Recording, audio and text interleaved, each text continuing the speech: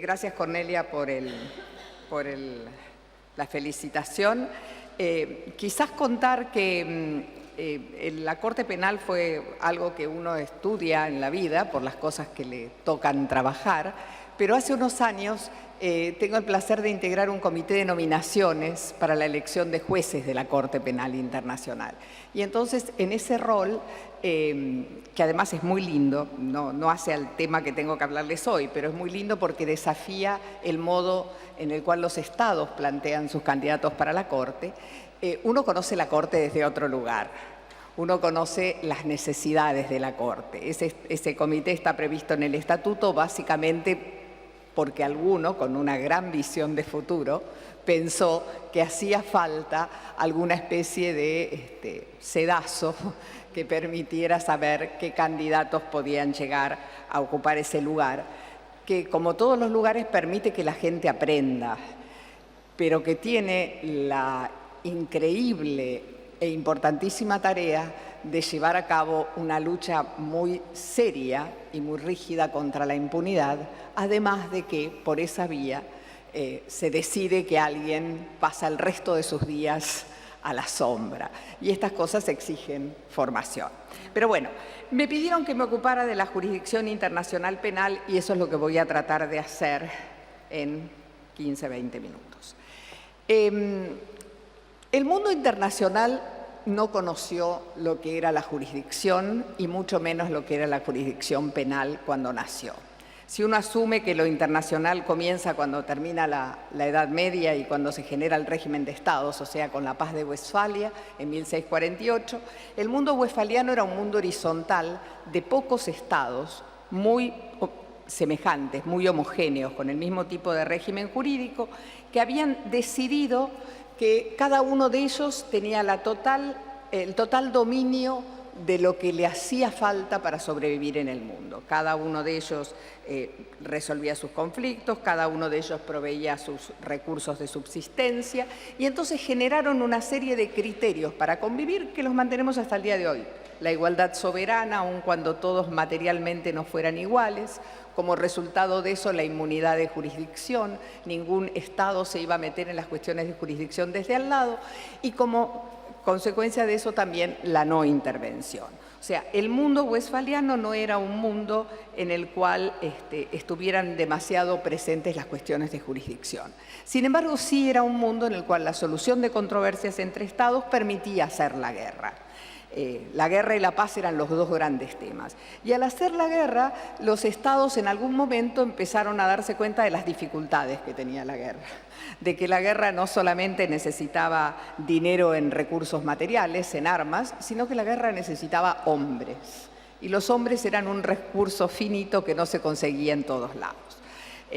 Con esta cuestión de la dificultad de emplear hombres para todos y cada uno de los conflictos que se plantearan entre los estados, el canciller del zar Nicolás I convocó a los estados a tratar de encontrar modos distintos de la guerra. Pero en esa codificación que tuvo lugar en La Haya a fines del siglo XIX, básicamente lo que se hizo fue codificar los usos y costumbres de la guerra. Ahí había un germen de lo que llamamos los crímenes de guerra. Digo, esos ejércitos tenían planteado un cierto código de conducta.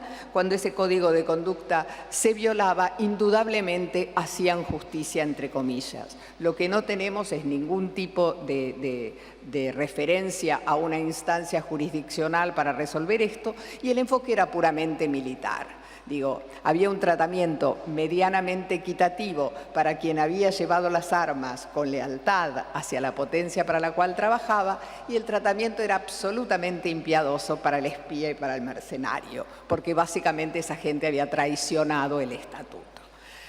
Cuando nosotros llegamos a la Segunda Guerra Mundial, ese esquema se mantiene con sus más o con sus menos hasta la Segunda Guerra Mundial.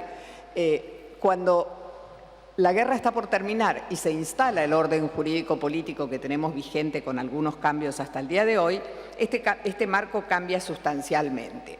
Básicamente porque cambia la lógica del sistema internacional, se pasa de ese sistema horizontal donde cada uno decidía lo que tenía que hacer a un sistema multilateral de negociación de temas comunes. Hay un tema que se sustrae a la decisión de los estados, que es la fuerza. Hay un tema que se impone a los estados, que es el tema de los derechos humanos. Digo, la decisión de la comunidad internacional de que los estados deben proteger la libertad y la dignidad de todas las personas en condiciones de igualdad y sin discriminación, deroga la absoluta latitud que tenían los estados para tratar a sus nacionales y la ausencia de un mostrador de rendición de cuentas en ese tema.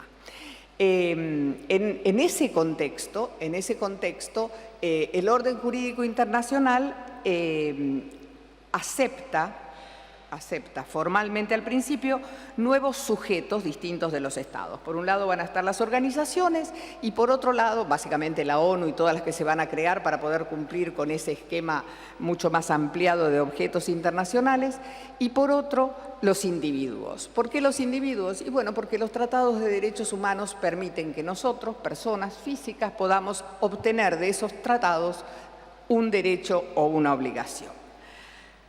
A posteriori inmediatamente después de la Segunda Guerra, las normas del derecho de guerra pasan por una visión distinta, que es que culmina con la adopción de 4 convenios en Ginebra en 1949. Digo, yo no les conté, pero ustedes saben toda la historia de la Cruz Roja, etcétera, etcétera. Cuando llegamos a 1949, los convenios resultan ser obras sumamente completas sobre el desarrollo de los conflictos armados. La palabra guerra queda enterrada, nadie habla de la guerra, solo los conflictos armados, pero resultan ser también un inventario de las situaciones del pasado reciente. Los convenios de Ginebra lo que hacen es plantear todo lo que no estuvo en el escenario de la Segunda Guerra Mundial y que hizo falta tener. La protección de la población civil, la prohibición de ejecuciones, la prohibición de toma de rehenes, una serie de normas que no estaban antes.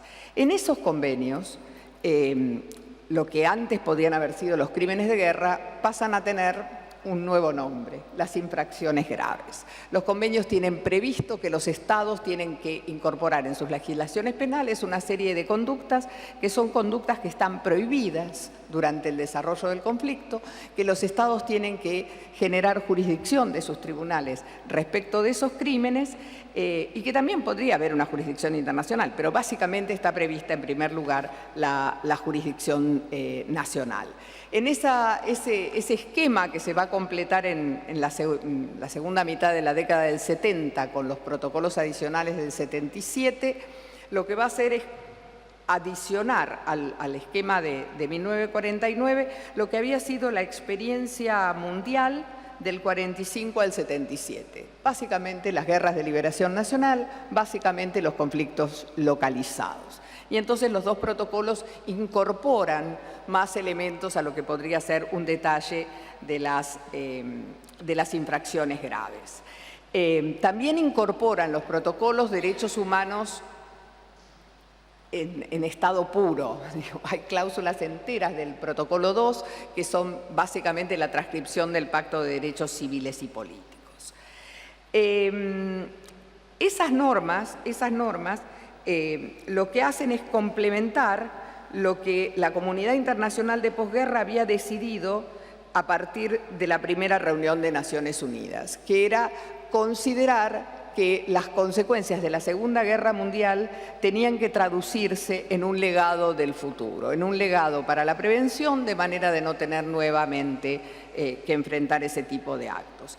Y así como Nuremberg pudo tener lugar en 1948, y para eso se adoptó un estatuto, el Estatuto de Londres, que es justamente el que da la génesis de los crímenes de lesa humanidad, la idea era que el producto del juicio de Nuremberg pudiera trascender el ámbito de los procesados y de ese tribunal penal militar y pudiera servir de patrimonio a la humanidad para generar en los estados lo que se llamó la obligación de perseguir, procesar o extraditar a los criminales de la Segunda Guerra. En esa transformación de las normas del Estatuto de Londres a los principios que adopta la Asamblea General de Naciones Unidas en 1946 y a la Convención de Genocidio del 48, el contexto de la guerra se va a sacar, se va a sustraer el contexto de la guerra y se va a plantear que el genocidio en sí, en el caso del genocidio, va a ser un crimen contra la humanidad. Hoy por hoy la definición de los crímenes contra la humanidad está mucho más enriquecida, entre otras cosas, por el propio Estatuto de Roma. Lo cierto es que la Convención sobre Genocidio de 1948 va a prever lo que es el estándar tipo de las obligaciones de los Estados en materia de derecho penal internacional.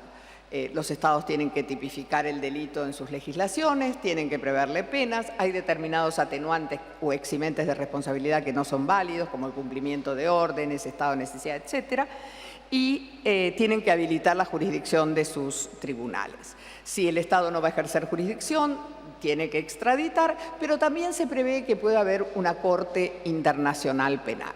Esa Corte, que está prevista en el 48, queda absolutamente congelada por la política de la Guerra Fría, el disenso entre el bloque del Este y del Oeste, y eso queda allí como sepultado y parece que nunca nadie más lo va a recuperar. Sin embargo,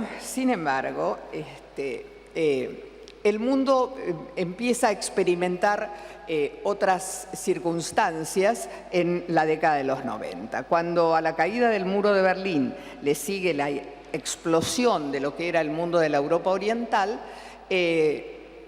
Yugoslavia entra en llamas. Y las llamas de Yugoslavia generan una reacción inmediata del mundo europeo.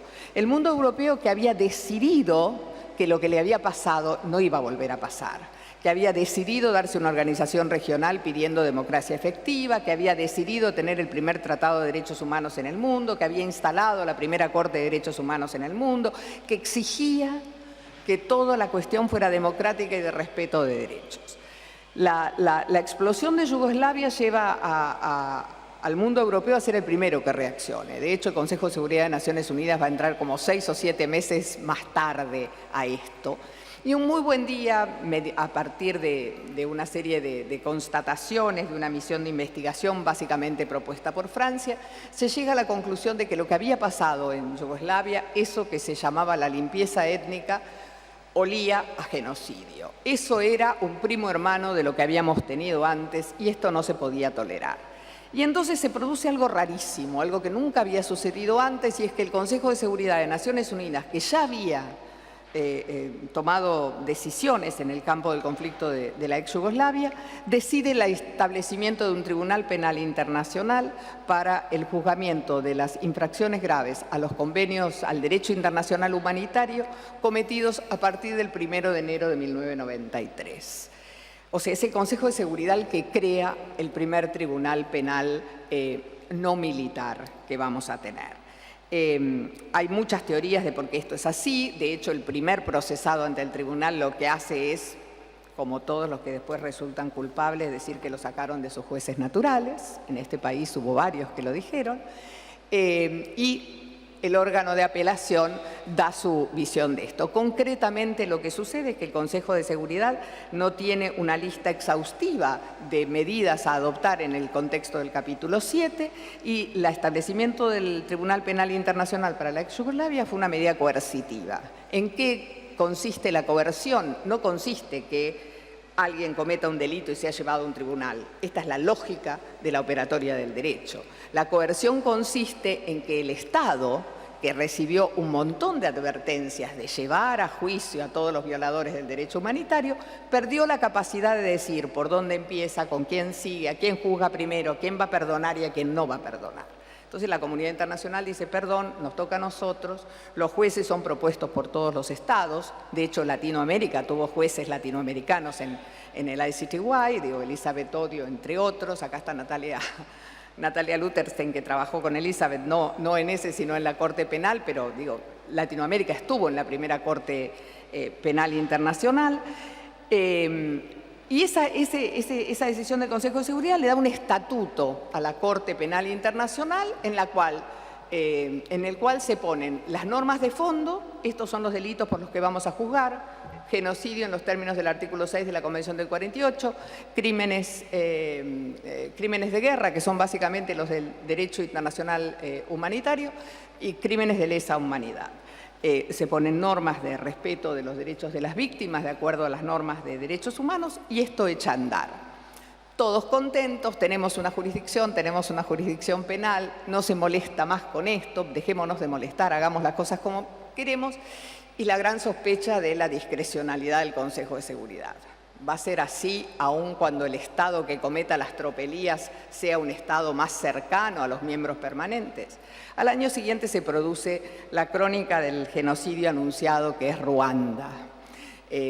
Ruanda se vio venir, Ruanda se anunció y el mundo miró para otro lado. Lo cierto es que Ruanda va y le dice al Consejo, deme un tribunal, mis jueces no pueden juzgar esto. Y aparece el Tribunal Penal para Ruanda, que es muy parecido al de la antigua Yugoslavia, sustrae el elemento del conflicto como elemento de la jurisdicción, pero básicamente son más o menos los mismos términos. Los dos van a estar en La Haya, los dos van a compartir un órgano de apelación. Ya estoy, ¿no? Casi. Ah, todavía no. Esto es súper interesante. Van a compartir. Gracias, yo sigo. Van a compartir un órgano de apelación, sin embargo van a tener distinto éxito. Yo a veces digo cosas muy poco políticamente correctas, pero así como fue importante que primero fuera Yugoslavia y después Ruanda, porque si no, no hubiera habido jurisdicción penal internacional, fue mucho más efectivo el Tribunal de Ruanda que el Tribunal de Yugoslavia. Básicamente porque quienes habían cometido los delitos en el contexto del conflicto de la antigua Yugoslavia gozaban de ciertos pied-à-terre en un montón de países. Todavía recordamos todos a Carla del Ponte gritando, yo puedo procesar a todos, pero me los tienen que dar. Si no me los dan, no lo puedo hacer. Esos tribunales tuvieron una jurisdicción preeminente. ¿Qué quiere decir? En un caso la sanción era sacarle la jurisdicción al Estado y que la tuviera la comunidad internacional. En el otro el Estado dijo, no tengo cómo ejercerla, ejérzanla por mí. Y esto fue la estampida para poder volver con el tema de una Corte Penal Internacional. Esa estampida también se da en un contexto en el cual las cosas iban cambiando, en el cual el mundo internacional, que era caracterizado en la década de los 70 como un mundo totalmente descentralizado, donde no había una sola institución ni una instancia seria, todo era pura política, empieza de a poco a llenarse de instancias de solución de controversias, algunas cuasi judiciales, algunas puramente judiciales. Digo, el penal y los negocios van de la mano, ¿no? Y entonces, así como había tribunales para las inversiones extranjeras, para el comercio internacional, la OMC del 94, etcétera, los tribunales penales van haciendo lugar. Al mismo tiempo, hay todo un flujo de trabajo por lo que se llamó el tratamiento de las consecuencias de un pasado reciente de violaciones manifiestas. Margarita señalaba la decisión del presidente Alfonsín en este tema. Digo, uno puede tener muchas opiniones del gobierno de Raúl Alfonsín, pero hay una que objetivamente uno no puede dejar de reconocer, y es que el señor fue el primero en este planeta en decir vamos a hacer una comisión de la verdad y después lo vamos a llevar a juicio. Y eso marcó camino, detrás de eso vinieron muchas cosas. Entonces, se construyó un capítulo de justicia transicional, tratamiento del pasado reciente, el nombre que se les ocurra dar, pero quedó como instalado que los genocidas o los violadores, los criminales de lesa humanidad del pasado reciente no pueden hacer como cuando yo era chica, irse a una isla y morirse por ahí. Esos tienen que ir a la justicia. Y el tema es que cuando la justicia no se pueden dar en casa, porque uno no quiere o porque uno no puede, la justicia tiene que venir del ámbito internacional. Digo, el primer gran mensaje de no a la impunidad lo dan estos dos tribunales. Se parte con el tema de la Corte Penal, hay una coalición de ONGs para la Corte Penal que le pone muchísimo combustible a esta máquina para que vaya andando. Hay muchos estados que trabajan y trabajan muy bien. Digo, Pedro Villagra contaba lo que hizo la delegación de Argentina y no fue la única, digo, hubo muchas. Se llega a la Corte Penal Internacional, se firma el Estatuto de Roma en el 98. y se firma con un carácter distinto del de la jurisdicción preeminente. Esta es la jurisdicción complementaria. Y lo interesante del Estatuto de Roma es que genera una norma jurídica positiva que obliga a los estados que tienen la posibilidad de ejercer jurisdicción a ejercerla sobre los más graves crímenes de trascendencia internacional, porque si no, la Corte lo puede hacer. La norma no está escrita así en ningún lugar del Estatuto, pero esa es la norma que el Estatuto consagra. Esa es la obligación jurídica positiva que los estados tienen, porque el Estatuto establece que si usted tiene posibilidad de jurisdicción, ejérzala. De hecho, esto tampoco sale de un repollo. Digo, los estados habían empezado a ejercer actos de jurisdicción. Nosotros recibimos pedidos de extradición en el momento en el cual la jurisdicción argentina no estaba abierta para las investigaciones, y además se produjeron algunos hechos. Digo, ningún hecho en sí mismo cambia la historia, siempre es la última gota del vaso, ¿no? Pero el proceso de extradición de Pinochet de Londres a Chile es lo que genéricamente se llama como la última gota del vaso de la globalización de los derechos humanos. Queda claro que no hay más tolerancia para los más graves crímenes de trascendencia internacional. Una sola cosa más y con esto termino. Hay muchas formas de jurisdicción. La jurisdicción penal internacional tiene varios objetivos o misiones. Tiene una gran misión que es la de parar la impunidad. Tiene una segunda gran misión que es la de decirle al mundo se acabó lo que se daba. Este es un tema en el cual estamos queriendo ser serios. Y los que no son serios tienen que encontrar cortapisas. Todos los estados que trataron de burlar, que el acuerdito por acá, que la resolución por allá, que el señor no sale de este continente, que solo va a tal lado. Digo, todo esto, y la reflexión es personal, a veces nos condenó a vivir con los criminales cerca, porque si pasaban una aduana, eran tomados para ser trasladados a otro lado, pero también les enseñó que hay que tratar de no pasar las aduanas si no quieren presentarse ante la justicia internacional. Y el otro gran logro, creo yo, es que el Estatuto de Roma es el primero. Los tribunales penales lo hicieron, no estaba escrito en esos textos, pero lo desarrollaron. Todo este derecho penal internacional del 93 al Estatuto de Roma en vigor se ocupa de algo que históricamente pasó en los conflictos armados entre países, que es utilizar a las mujeres como una política, violar mujeres, embarazarlas. Digo, el conflicto de Yugoslavia tuvo que ver mucho con esto. Y entonces el estatuto no solo es interesante porque dice que tiene que haber juezas mujeres, lo cual me parece sustancial, mírenla Silvia, pero el estatuto es importante porque tipifica el embarazo forzoso, la violación, digo, y en esto los dos tribunales esos, que no fueron los únicos, hubo muchos otros tribunales que siguieron, mixtos, complementarios, etcétera, esos dos tribunales construyeron esto. Y ahí, para tomar el rédito de lo que nos corresponde, la jurisprudencia del Sistema Interamericano de Derechos Humanos fue muy útil, porque la Comisión Interamericana tenía señalado de que la violación de Raquel Mejía de Martí o Martí de Mejía, nunca me acuerdo el orden, por parte de las fuerzas de seguridad en Perú era un acto de tortura, porque había habido otros casos como el de las hermanas Serrano Cruz en México. En fin, había mucho en el sistema interamericano para permitir este enfoque.